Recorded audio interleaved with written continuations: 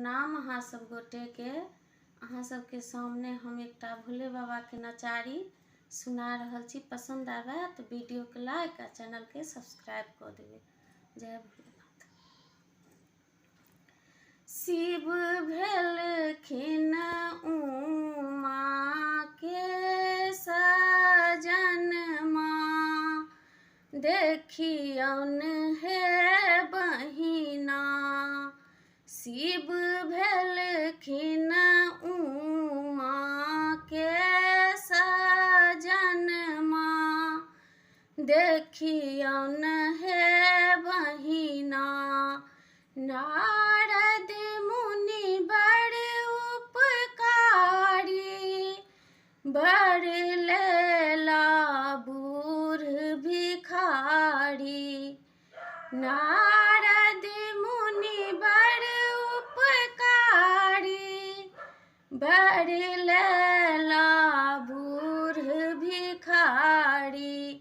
जिनको न घर आंगनमा, देखियौन हे बहिना।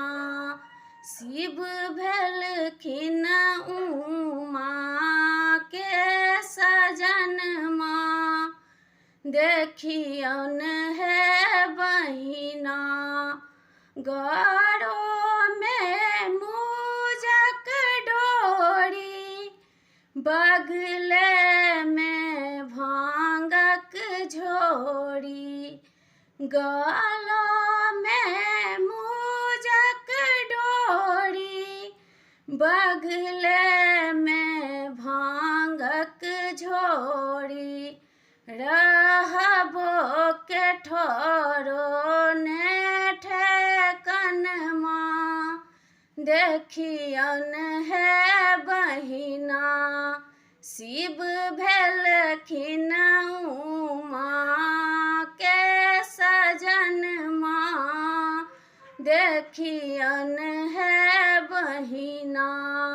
डिमा डिमा डमरू धारी, बड़ ने बहुराह भिखारी। डिमा डिमा डमरू धारी, बड़ ने बहुराह भिखारी। भांग पी बिरंगला नयनमा, देखियौन हे बहिना।